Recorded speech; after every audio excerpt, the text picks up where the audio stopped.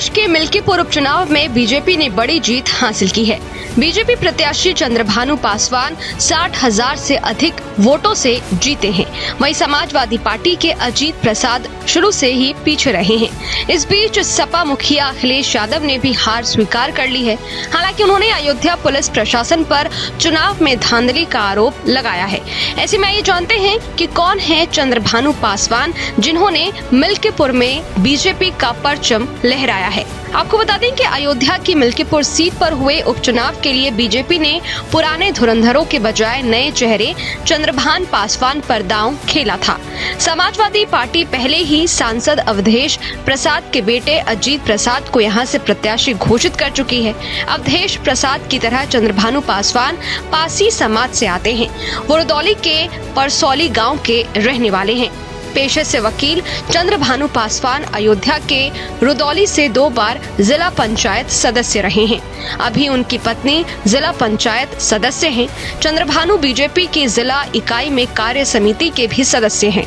2024 के लोकसभा चुनाव में वो अनुसूचित जाति संपर्क प्रमुख रहे। वहीं उनके पिता बाबा राम लखन दास ग्राम प्रधान हैं।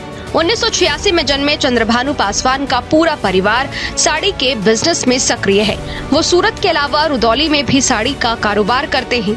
चंद्रभानु 2 साल से मिल्कीपुर विधानसभा सीट पर एक्टिव थे, इसलिए मिल्कीपुर उपचुनाव में प्रमुख दावेदारों में भी शामिल थे। शैक्षिक योग्यता की अगर बात करें तो चंद्रभानु बीकॉम, एमकॉम और LLB हैं। जानकारों की माने तो मिल्कीपुर सीट के लिए बीजेपी के टिकट के करीब आधा दर्जन दावेदार थे, लेकिन उन सभी को पीछे छोड़ते हुए चंद्रभानु ने बाजी मारी। दावेदारों में 2 पूर्व विधायक गोरखनाथ बाबा और रामू प्रियदर्शी भी शामिल थे।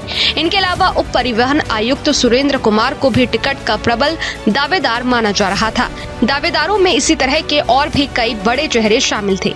इस सीट पर सीएम योगी आदित्यनाथ समेत कई मंत्रियों ने जमकर चुनाव प्रचार किया था। वहीं सपा ने भी कोई कोर कसर नहीं छोड़ी थी।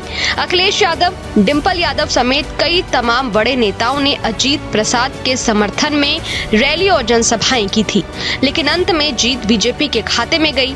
उनकी जीत लोकसभा चुनाव में फैजाबाद, जो अब अयोध्या सीट पर बीजेपी को मिली हार के बदले के तौर पर देखी जा रही है। दरअसल 2024 लोकसभा चुनाव में अवधेश प्रसाद ने बीजेपी के लल्लू सिंह को हराया था, जिसे सपा ने काफी प्रचारित किया था। लेकिन अब उसी अयोध्या की मिल्कीपुर सीट पर बीजेपी ने अवधेश प्रसाद के बेटे अजीत प्रसाद को करारी शिकस्त दे दी है।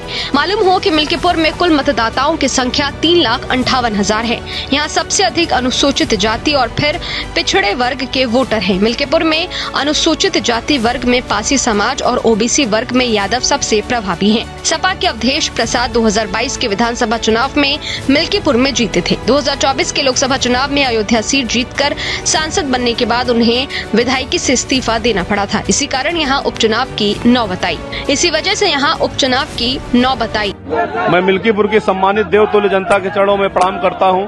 जिस तरह से उन्होंने मोदी जी और योगी जी के कुशल नेतृत्व से प्रसन्न होकर और जो सरकार द्वारा जन कल्याणकारी योजनाएं चलाई जा रही हैं, उसको हम लोग ने जन जन तक पहुंचाने का काम किया। इस तरह से मिल्कीपुर की जनता ने अपना आशीर्वाद दिया, उसके लिए बहुत बहुत धन्यवाद, आभार व्यक्त करता हूँ। इसका श्रेय मिल्कीपुर के देवतुल्य जनता को। वहाँ की जो भी मूलभूत सुविधाएं हैं उस पर विकास काम सब पे काम किया जाएगा।